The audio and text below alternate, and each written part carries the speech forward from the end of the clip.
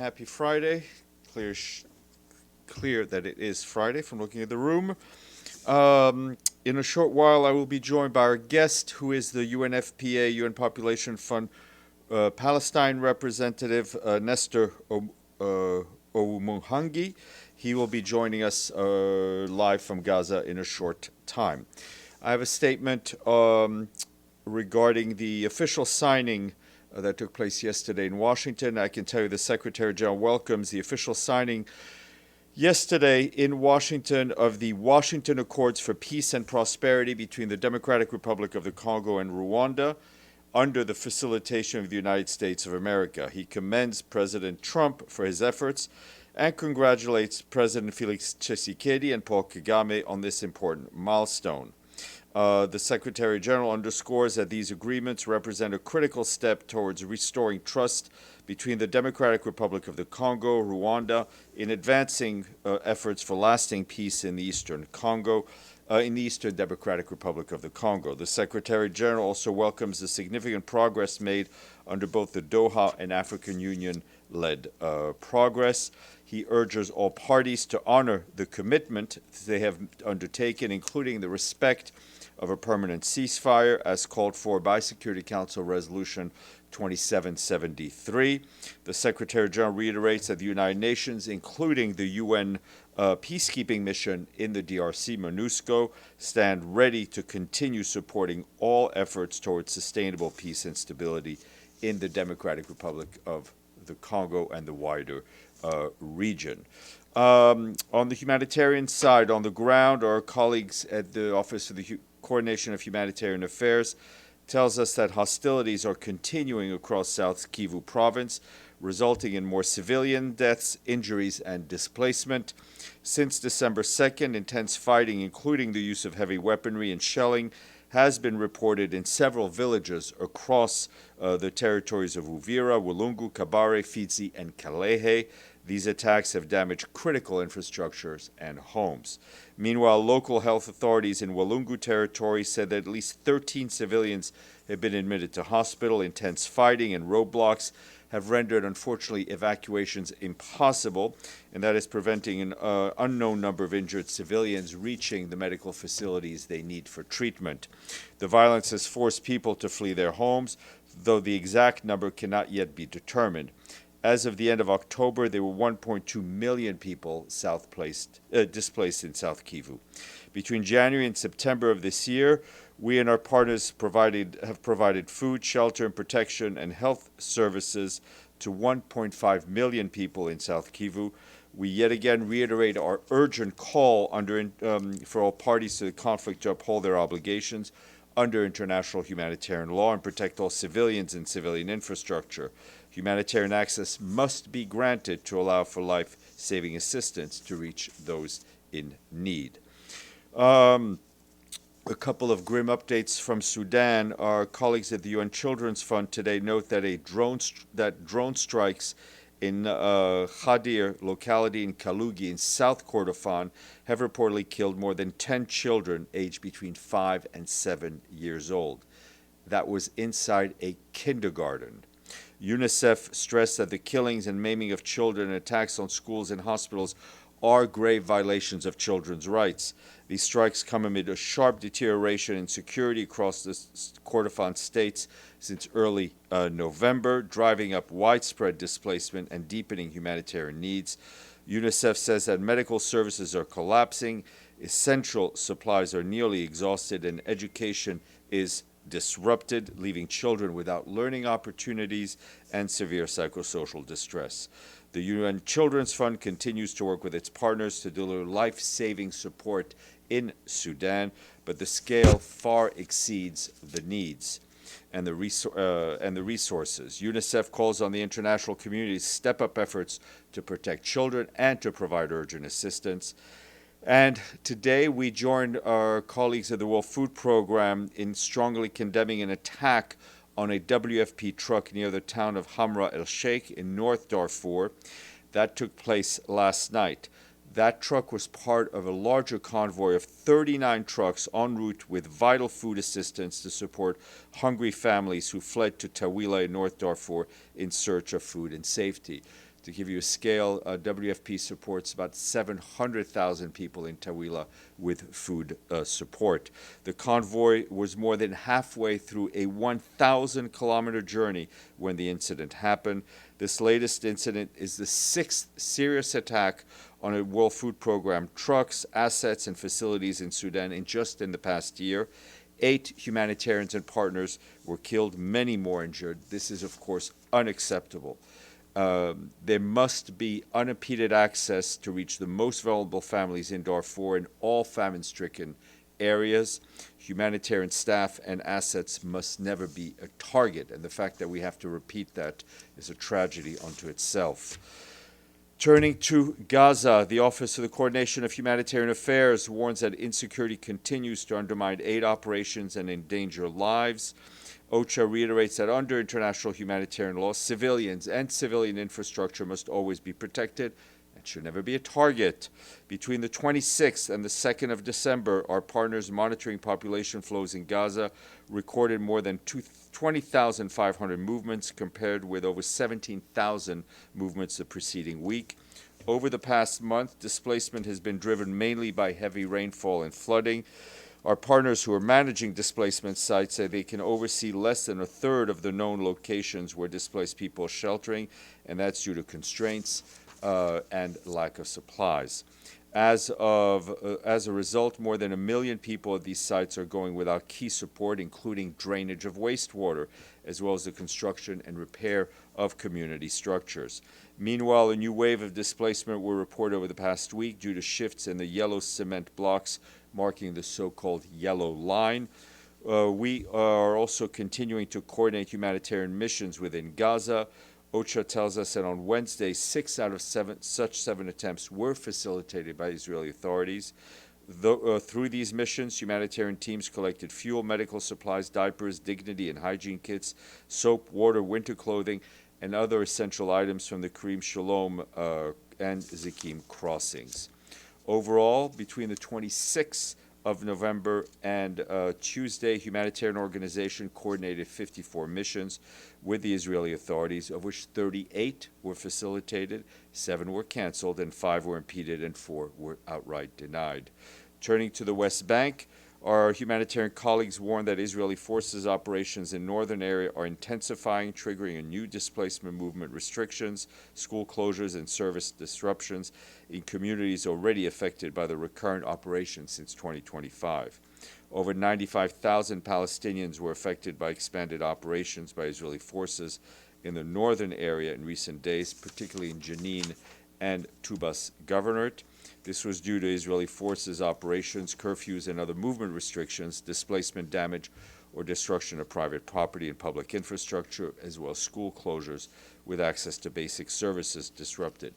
Meanwhile, settler attacks are continuing unabated. So far this year, OCHA has documented 1,680 attacks by Israeli settlers that caused casualties or property damage in more than 270 communities across the West Bank. That's an average of 5 incidents per day. Israel, as the occupying power, has a legal obligation to protect civilians and maintain public order and safety in the West Bank in accordance with international humanitarian and human rights law. Any use of force by Israelis must follow international recognized law enforcement standards.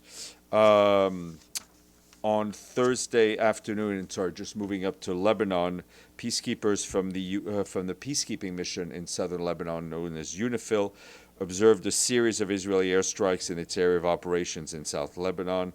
This comes as the Lebanese armed forces continue operations to control unauthorized weapons and infrastructure in South Lebanon. These actions are a clear violation of 1701. We urge the Israeli Defense Forces to use liaison and coordination mechanisms available to them to settle these issues. Also last night, peacekeepers on patrol were approached by 6 men on 3 mopeds near the Bint Jabal area, with one man firing approximately 3 shots in the back of a UN vehicle. Thankfully, no one was hurt.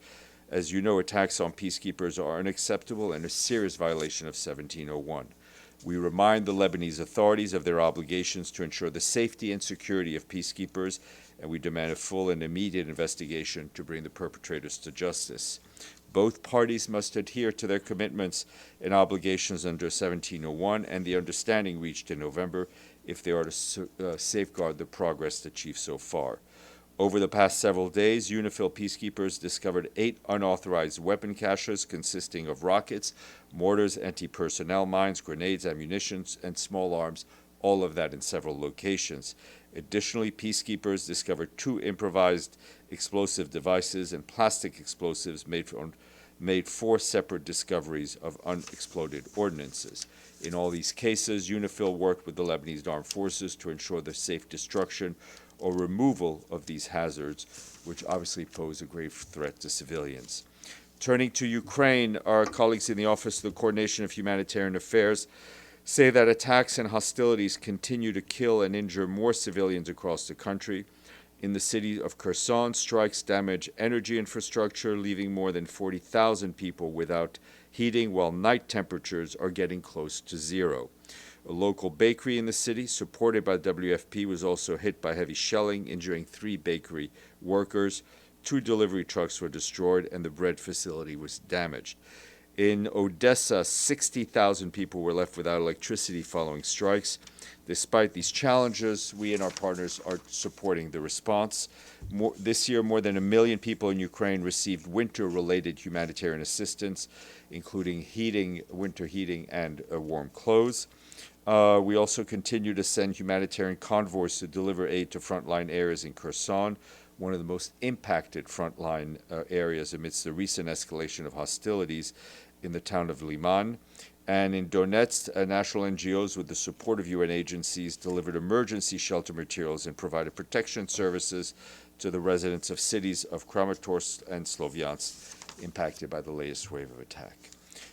Just an update from the typhoons in South Asia and the floods and storms related to it. These have had a devastating impact on children's education. UNICEF's latest data showed that since late November, more than 4.1 million children in Vietnam, Philippines, Indonesia, Thailand, and Malaysia have had their education disrupted due to climate-related disasters. For many children in the region, the disruptions were the second, third, or even fourth time they've watched floodwaters consume their classrooms. UNICEF continues to support local governments' response to make sure children can access support, including safe water, health, and nutrition. They're also calling for investments in climate adaptation and disaster risk reduction. This is the beginning of the month, so it's time for the UN Food and Agriculture Organization Food Price Index. FAO says today that the world food commodity prices declined in November, led by lower international quotations for all major staples except cereals. FAO Food Price Index averaged 125.1 points in November, down 1.2% from the revised October level. The index now has declined for 3 consecutive months, standing at 2.1% below November 2024 and 21.9% lower than its peak in March of 2022. FAO's cereal price index increased slightly by 1.3% this month. A couple of interesting international days to flag for you. Today is International Volunteer Day for Economic and Social Development. In his message for the day, the Secretary General says, in an era of political division and social isolation, volunteering offers a powerful way to forge connections and foster a shared humanity. He points out that this year's theme, Every Contribution Matters, reminds us that everyone has something meaningful to offer and that every cause, from hunger to climate to humanitarian action, benefits from the expertise and volunteers and enthusiasm of volunteers.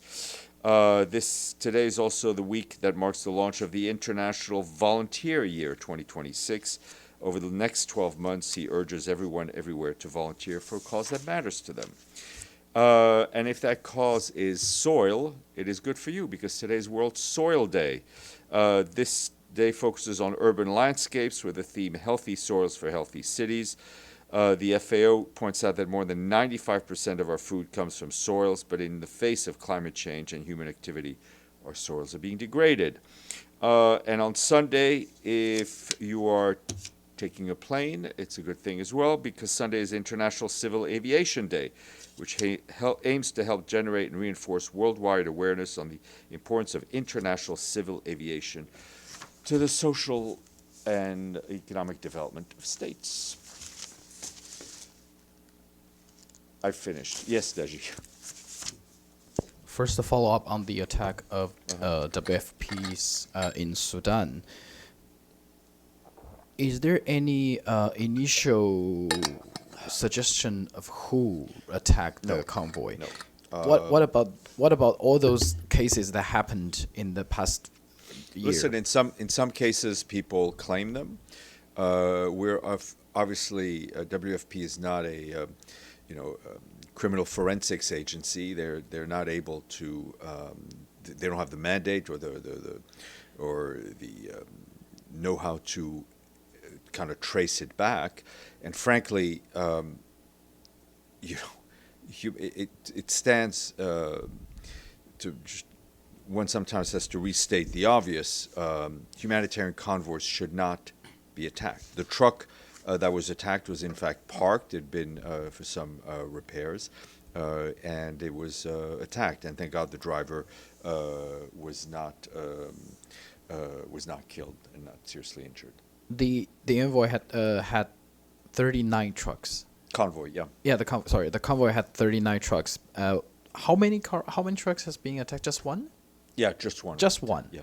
So what about the rest of other trucks? I'm sure they will soon make their way. They continued. Yeah, I'm sure. Okay. I don't know if they have, but I'm sure they will soon. Okay. Any other questions before we get our guests? Yes, madam.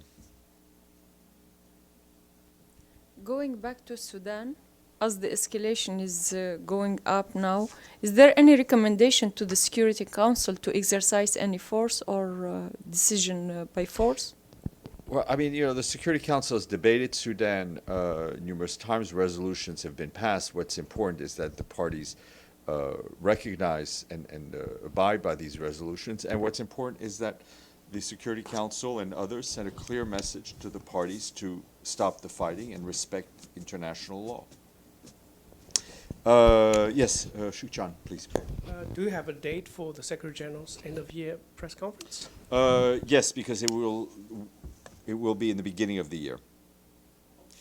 I think we're aiming for probably the third week of January, but we're just trying to. He's agreed to do it. I'm sure he wants to do it, and we will. But we'll give you the exact schedule. But it'll be in the new year. Okay. Excellent. I hear no questions online. If we could put our guest up on the screen, please.